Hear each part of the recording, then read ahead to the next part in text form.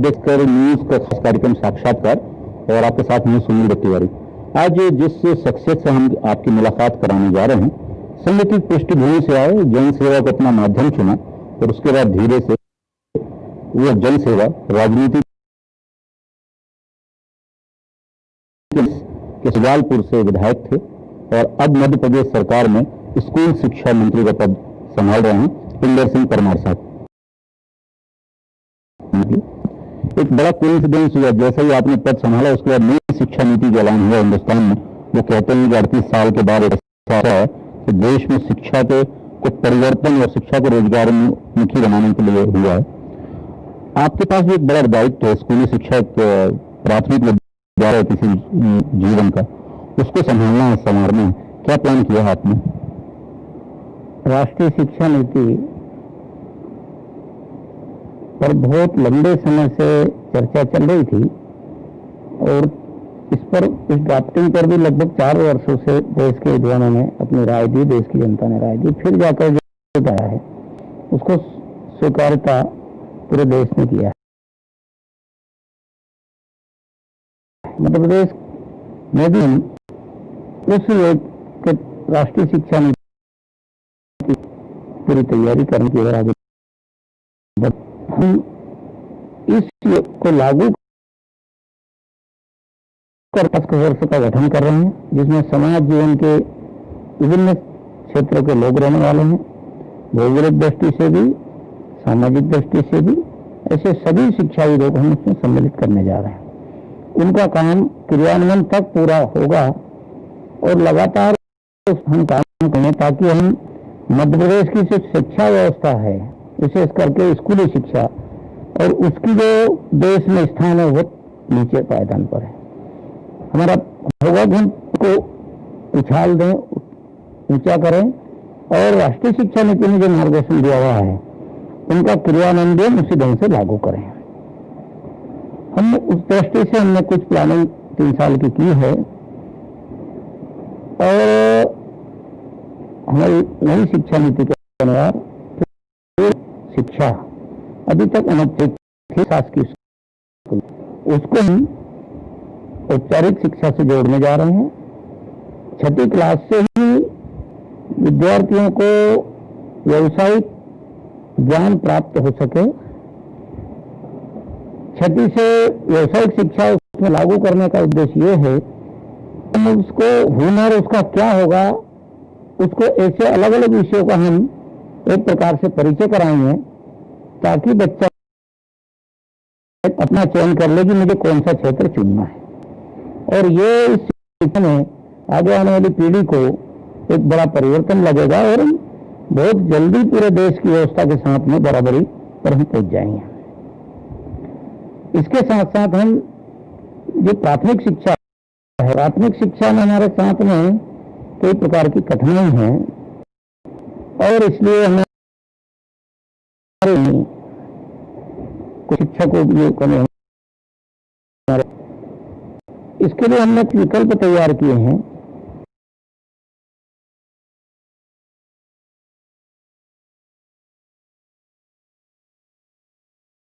किया है उनकी क्या नहीं है वो सारा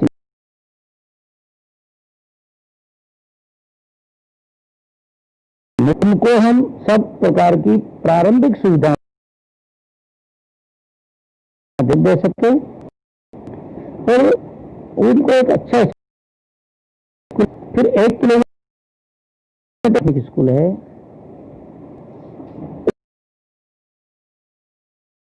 उनको हम एक दूसरे के साथ मर्ज करेंगे। 3 किलोमीटर स्कूल, तो वहां भी छात्रों की संख्या कम है तो उनको भी हम मर्ज करेंगे ताकि वो दोनों में से एक में पर्याप्त रूप से शिक्षक आ जाए। लेकिन 2 क्षेत्रों में और 3 किलोमीटर तक प्राथमिक स्कूल दूसरा नहीं है, इन स्कूल गांव में हम अभी कहीं दूसरी जगह नहीं करेंगे। हम कोशिश करेंगे उसकी कि वो स्कूल बहुत चलते रहे, थोड़े बहुत कम छात्र भी होंगे तो उनको स्वीकार करेंगे, लेकिन क्योंकि शिक्षा का अधिकार भी है और हम उसको भी अलग नहीं कर सकते हैं। लेकिन शिक्षा का स्तर सुधरे, पहली प्राथमिकता हमारी पूरे मध्य प्रदेश में यही होगी।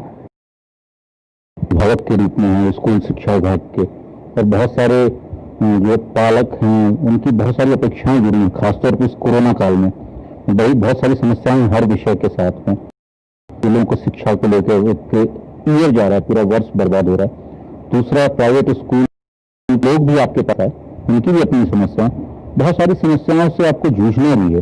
और आपने बहुत कही कि मध्य प्रदेश में जो स्कूली शिक्षा का स्तर है बहुत नीचे है, उसको बहुत ऊपर उठाना है। एकदम से कोई रॉकेट साइंस नहीं होगा, धीरे धीरे समझ करेंगे, मगर उसके लिए कोई आपने बताया कि ड्राफ्टिंग तैयार की जा रही है, इसमें मुख्य क्या रहेगा? हमने अभी 9th 10th 11th और 12th के पूरे सिस्टम को कोरोना का जो समय है इसको हमने ऑनलाइन की भारत सरकार की गाइडलाइन में कक्षा प्रारंभ कर दी थी, लेकिन अभी वो निरंतर बात तक सीमित थी। अभी माध्यमिक शिक्षा मंडल बोर्ड के माध्यम से विधिवत पूरा प्रोग्राम हम जारी कर रहे हैं, चैप्टर दे रहे हैं कि भाई एक चैप्टर को इतने दिन पढ़ाना है, 2 चैप्टर को इतने दिन पढ़ाना है, और हम मासिक असाइनमेंट होमवर्क को कराना है, और यहाँ शिक्षक उसको वो करेगा। भविष्य में हमको उसका कैसा उपयोग करना है उसके बारे में विचार कर चल रहा है, लेकिन हमने इतनी व्यवस्था भी कर दी है। आज वो कार्यक्रम डिक्लेयर हो रहा है पूरा, और उसके माध्यम से हम अन्य राज्यों में जिस प्रकार निरंतरता के साथ उसमें हम बच्चे को भी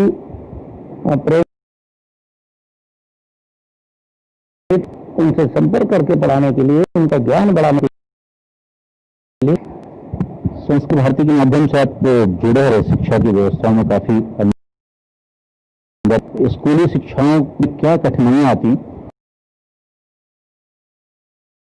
जो जी रहे हैं, जहां पे सिर्फ क्लर्क पैदा किए जाते हैं, आपको लगता है इसमें ज्यादा आमूल चूल परिवर्तन की जरूरत है और मध्य प्रदेश सरकार को इसकी शुरुआत करनी चाहिए? पद्धति थी बेसिकली उसको बदलने की जरूरत है। शिक्षा नीति में कुछ बदलाव करने की कोशिश की थी, बदलाव पे भी दृढ़ इच्छा शक्ति नहीं होने के कारण देश सफल नहीं हुआ। लेकिन वे तो आज की स्थिति में आजादी के बाद पहला प्रयास राष्ट्रीय शिक्षा नीति के माध्यम से हो रहा है कि जिसमें लोग गर्व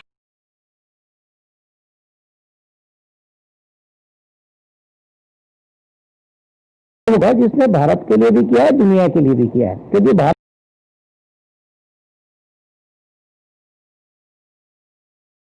भविष्य था, उसके बहुत सारे कारण हैं, लेकिन हम कोशिश कर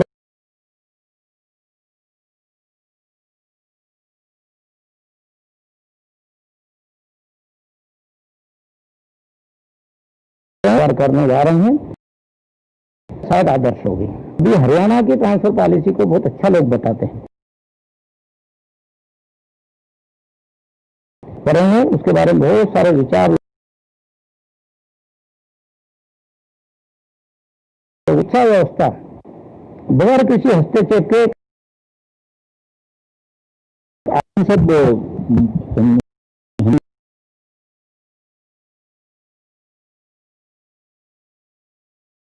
महापुरुषों के बारे में जो जीवनी है, हालांकि उस पर राजनीतिक हमारे यहाँ बच्चे जो महापुरुषों का इतिहास है, महमूद गजनवी जो आक्रांता था उसे योद्धा के तरीके से पेश किया जाता है, इस पर भी कोई विचार है कि हमारे जो बच्चे हैं मध्य प्रदेश के खास तौर पर अपने इतिहास को तो समझे, मध्य प्रदेश के इतिहास को नाम जाने। हम मध्य प्रदेश में मध्य इतिहास, यहाँ के महापुरुष, उसी का बखान करने का पूरा पुस्तक जब लिखने का सरकार करेंगे, नई शिक्षा नीति में उनका सबका समावेश होगा और मध्य प्रदेश उसमें आगे बढ़ेगा। अब थोड़े से राजनीतिक प्रश्न। मध्य प्रदेश में एक सरकार गिरी कमलनाथ जी की, 27 लोगों के साथ नई सरकार जैसे शिवराज सिंह चौहान जी की बनी। कहा यह जा रहा है कि लंबी सरकार है और बहुत जल्दी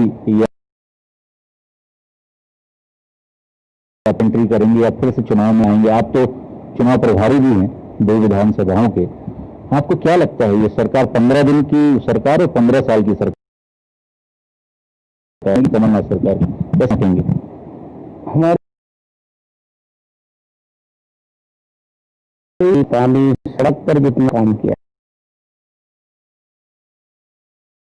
इतना काम नहीं है जितना शिवराज सिंह जी चौहान की सरकार में हुआ था। और 15 महीने की जो कमलनाथ जी की सरकार है, इसमें केवल झूठ के सहारे किसानों से जो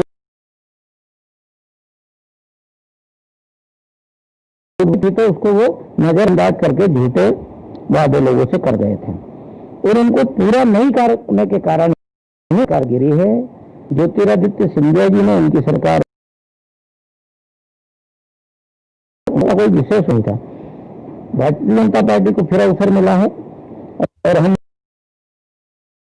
निश्चित रूप से सब दूर जीते हैं और हमारी सरकार ये स्थायी सरकार है, स्थायी सरकार चलेगी। और जो